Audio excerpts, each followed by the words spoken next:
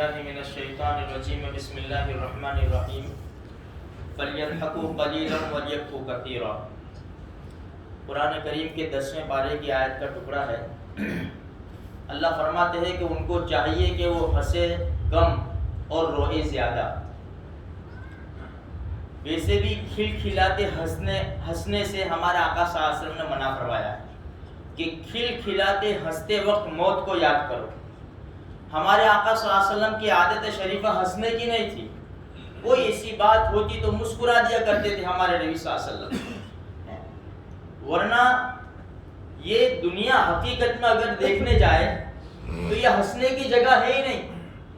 جہاں ہماری آنکھوں کے سامنے ہزاروں جنازے اٹھ رہے ہو، جہاں ہمیں ملک الموت کا سامنا کرنا ہے، ان کو دیکھنا ہے، قبر کے گڑھے میں جانا ہے، موت کی سختی ہمارے سامنے ہے، کتنے سارے مسائل ہیں، لیکن در حقیقت ہم ساری چیزوں کو بھول گئے اور اپنی مستی میں آ گئے۔ میرے بھائیوں، ہم نے بہت رویا ایسا نہیں کہ ہم نہیں روئے، ہم روئے، لیکن عزیز کے مرنے پر روئے، رشتہ دار کے مرنے پر روئے، گھر کے ٹوٹ جانے پر روئے، دکان کے جل جانے پر روئے، پیسے یا کسی چیز کے گم ہو جانے پر روئے، ہم روئے، اپنی اولاد کی مصیبت پر روئے، بہت رو لیا ہم نے دنیا کے اندر، لیکن اب ضرورت ہے اللہ کے لیے رونے کی۔ رونے والے بہت کم ہیں، آپ بزرگان دین فرماتے ہیں رونے والے پیدا کرو، رونے والے جو رات کی تنہائیوں میں اٹھ کر روئے اللہ کے سامنے، گڑ گڑائے اللہ کے سامنے۔ عبداللہ ابن شخیر رضی اللہ تعالیٰ عنہ فرماتے ہیں کہ نبی کریم صلی اللہ علیہ وسلم نماز پڑھ رہے تھے، نماز میں اتنا روئے، آواز سینے سے ایسی آ رہی تھی جیسے کہ ہنڈیا پکتی ہے نا اور ابلتی ہے، اور کیسا آواز آتا ہے، دونوں جہان کے سردار کے سینے سے ایسی آواز آ رہی تھی۔ رونے کے بہت بڑے فائدے ہیں، اللہ کے لیے رونا، امت کے غم میں رونا۔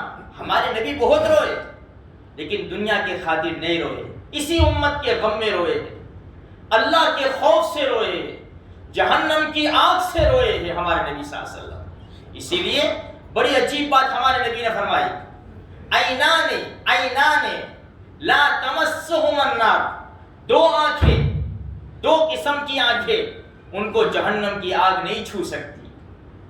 عین بکت من خشیت اللہ، ایک وہ آنکھ جو اللہ کے خوف سے روئے، اور دوسری وہ آنکھ جو چوکیداری کرتے ہوئے جاگے، وہ دعا۔ اور امام طبرانی رحمۃ اللہ علیہ فرماتے ہیں تیسری وہ آنکھ کہ جو اللہ کی حرام کردہ چیزیں ہیں اس کو دیکھنے سے رک جائے۔ یہ قسم کی آنکھیں جہنم میں نہیں جائے گی۔ اور ہمارے نبی نے کیسا اسٹیمپ لگایا، دیکھو تو صحیح،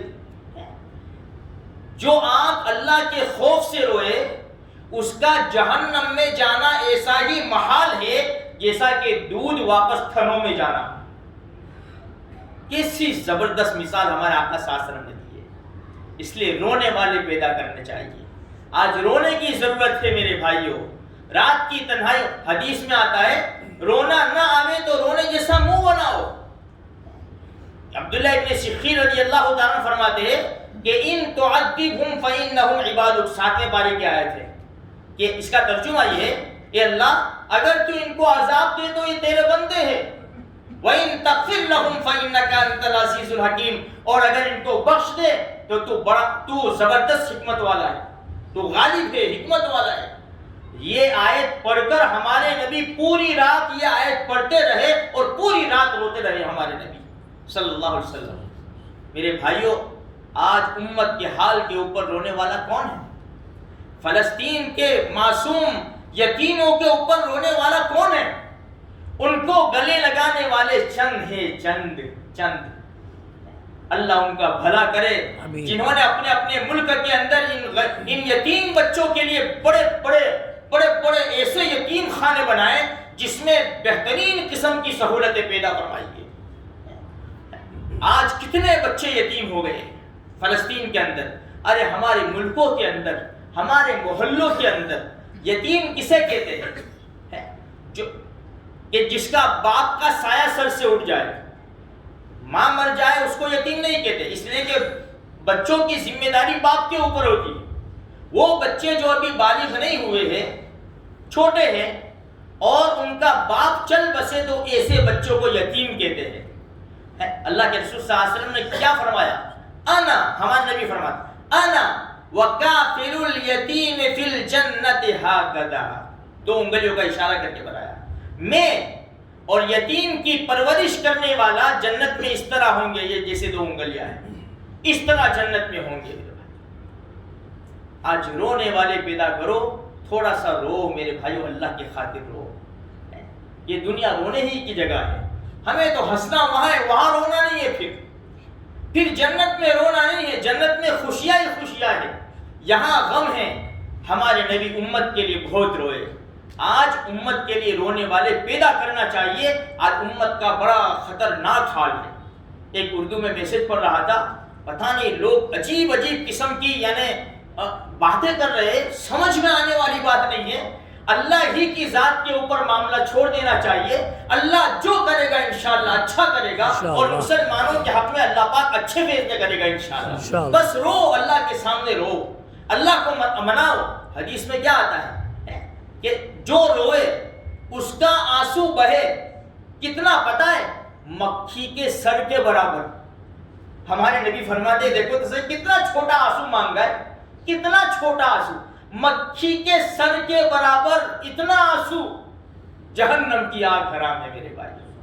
اس لیے آج خوب رو، اللہ تبارک و تعالیٰ سے خوب رو، امت کے حال کے اوپر رو، اپنے گناہوں کے اوپر رو۔ آج اپنے گناہوں پر رونے والے بھی کوئی نہیں۔ صحابہ اکرام بہت روئے، حالانکہ وہ تو معصوم محفوظ تھے، صحابہ اکرام کو اللہ نے محفوظ رکھا تھا۔